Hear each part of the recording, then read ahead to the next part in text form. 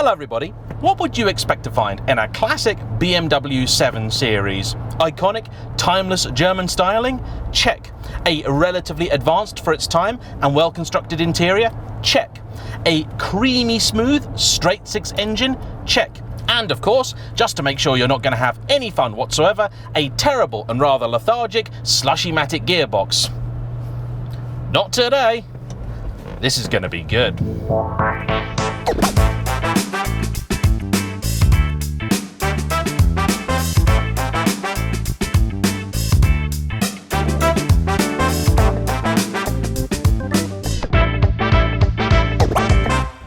What I am driving, courtesy of channel fan and good guy Sean, is a 1980 BMW 735i, part of the E23 generation, which, as the 7 Series goes, is Genesis, because this is the first generation of BM to actually bear the 7 designation. It replaced the E3, otherwise known as the New 6 cars. These cars were in production from 1977 until 1986, when they were replaced by the E32.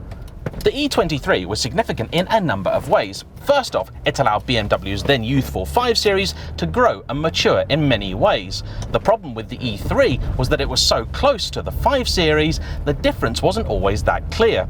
By making the 7 Series a much larger car than the previous model, this is some 6 inches or 150mm longer, it was obvious which car was supposed to do which job. The pace of progress means that this car, at just over 4.8 meters long, is only actually as big as a modern-day 3 Series, and is actually a bit narrower.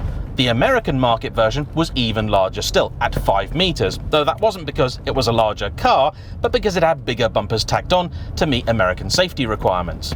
This car also marked BMW's intent to take the fight to Mercedes in terms of the large, luxurious car market. One of the key differences between the two model lineups was in terms of engine.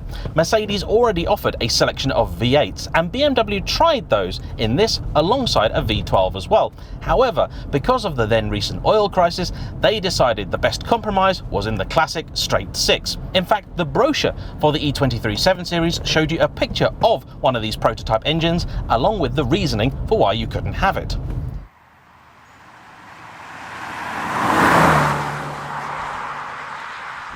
Engines on offer were from 2.5 to 3.5 litres, though I believe the 2.5 is a very rare version made specifically for German government officials, who at the time were not allowed a car with an engine any bigger than that. Initially, you had both carburetted and fuel-injected offerings, though later the carburetted models were dropped entirely. In Europe, the turbocharged 745i was the top of the tree, but in Britain it was this, the 735i, powered by a 3.4-litre straight 6. The engine in this particular car is rather special. In its lifetime, the 735i had 2 power plants, confusingly both 3.4-litre straight 6s, both making an identical 218 horsepower. The early cars had this, known as the M90, which is very closely related to the M88 engine that was found in things like the BMW M1 and the M535. This is an engine with serious pedigree and motorsports heritage. In certain installations, the engine made up to 280 horsepower and a lot more in race trim, but here the output is more modest thanks to the single overhead cam heads from the M30. From around 1983 onwards, the engine was swapped out entirely for the M30, which also powered a huge range of BMWs from the 60s to the 90s. Allegedly, this engine is the little bit keener to rev, though curiously, its claimed peak power is slightly lower than the later one, 5,200 RPM versus I think about 5,800. The red line was just below 6,500 RPM, and torque is fairly modest. Here, 224 pound-feet, and in the later cars, 229. In both cases, that's just over 300 Newton meters.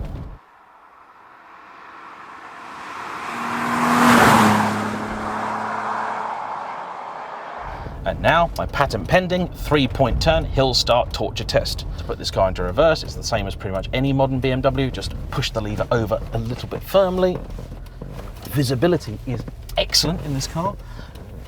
You are in a goldfish tank, it's absolutely fabulous. Does the handbrake work? Yes. Or at least just about as well as in any other BMW I've ever driven, new or old. These seats are extremely comfortable. Love the blue leather and wood interior. That's rather fabulous. And I like the Arctic paintwork on the outside too. It's not its original paint, but it is the original colour. It's had a respray, but this is how it came from the factory. And I suppose, as we've now got a clear bit of road, it'd be rude not to put our foot down, wouldn't it?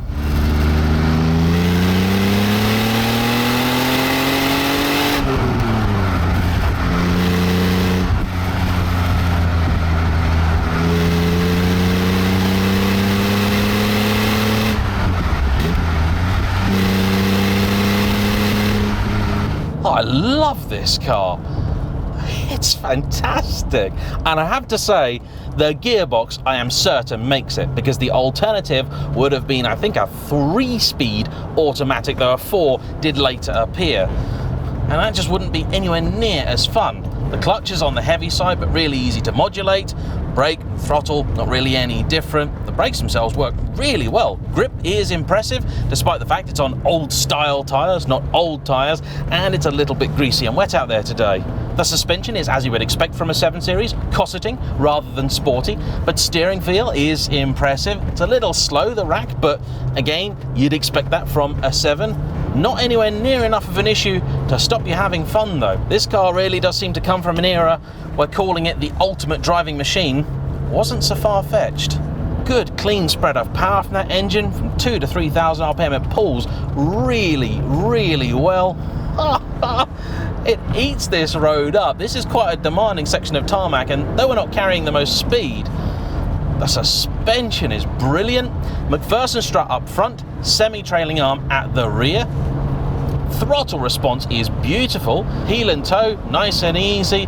The throw's a little on the long side, but the action is nice, precise. Not too much play in there either. The little wooden gear knob looks a touch daft, but actually really nice in the hand. The car can carry the speed as well. Sean got this car after a succession of reasonably modern, mostly German stuff, including most recently a Mercedes C-Class.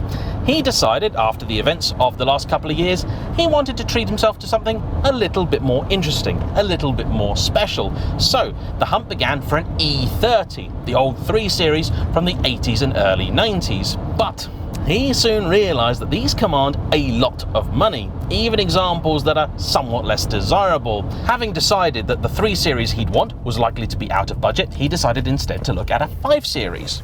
A very sensible idea, I think. As it happens, one of the few cars I genuinely regret selling was my old E34 530i. That was a magnificent machine, also with a very unusual engine that had a 3-litre V8 and a 5-speed manual gearbox.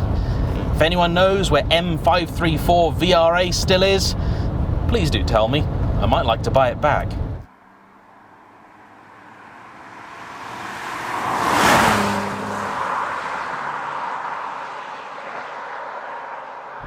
The 5 Series generation he was considering was the older E28. He spent a while looking at those, and while doing his research he found out that the engine he wanted, the 35i, was also in the 7 Series, and one was up for sale on Car and Classic, which had that engine and a manual gearbox. The price was a little higher than he wanted to pay, so he didn't look at it. But after a couple of months, the price was lowered, and he decided he could no longer ignore it. So went, had a look, spoke with the seller, and decided this was the car for him. He has made an excellent decision, I have to say. This thing is glorious. Visibility, perfect. It's narrow enough to place on the road really easily. Parking this is not going to be a chore. It's long enough that you can fit 4 adults in it, and boot space is excellent. That engine is one of BMW's all-time greats. That genuine racing heritage, I think, really does count for something. The E23 in of itself is already a fairly rare sight on the roads of Britain, with a manual gearbox even more so, and to see the top engine combined with a manual is a very rare thing indeed. If you've looked at any BMW from the last sort of 30 years, you'll know that the higher up the tree you go, the more likely you are to encounter an automatic. An old 540i, for example, they did do them with a manual. In fact, manual was standard. But try and find me one. 520i though, easy. Loads of manuals out there. Oh, this thing pulls so well. I'm really impressed with it. The only real upgrade made to this car is the fitment of this Blaupunkt Bremen system, which is a very, very good head unit that looks like it belongs in this car and has been there ever since it was new, but is in fact a modern unit with DAB, Bluetooth, SD card slots and all that jazz. An excellent way to keep an old car looking correct, but actually being that much more usable. And Sean really does use this. Every day he commutes in this car. Legend.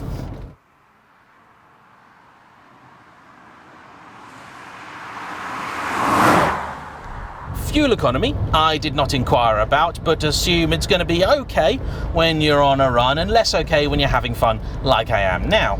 That being said, I did ask about insurance, and happily, that's pretty decent. Turning circle's also really good. It was £400 for him to insure this car for a year. He's 30 years old and uses it to commute to work. That's £300 less than his old C-Class. Now, I am sorry, I have had to lower the window because one of the things this car does not have is air conditioning. In fact, there are lots of things this car does not have. Airbags, ABS. It is very typical German in the way that if you wanted something in this car, you had to pay for it. You do get this very natty and for the time advanced but now quaint and probably broken system for checking all the systems on the car, so engine oil, brake fluid, brake lights, rear lights, coolant, washer fluid and everything. You press a button and it'll tell you if they work. The E30 I think had a similar system. You've got a clock over here which is correct. You do also have some nice, fairly easy to understand controls for the heater, which I can't say for all old cars. And though they're made out of cheap plastic, the stalks in here do work very well and everything still feels fairly well put together. The touches of wood don't seem entirely out of place either, and I really, really like the overall ambience in here. These seats aren't exactly the most supportive, but that's not really an issue. They are, however, very comfortable and I'm sure an absolute delight to drop yourself into after a long day at work. The headrest is also rather unusual and feels a little bit like a dentist's chair, but is actually weirdly comfortable. There is no sunroof here, but you have this light coloured headlining made out of an odd material that I actually kinda like. All of the gauges are electronic and rock steady. They don't wiggle about like many an old car would. And I have to say, this does feel very, very solid and much more modern than you might expect for a car from the 70s. I've driven Jaguars of this time, and though they may be a slightly more engaging drive, the vast majority of those do have a terrible automatic gearbox. If you get a V12, those are stupidly thirsty. Even in the 70s and 80s, they were stupidly thirsty, and they do feel somewhat more handmade, and not in the good way. When I went online and tried to find common issues these cars suffer from, they seem to be relatively few and far between.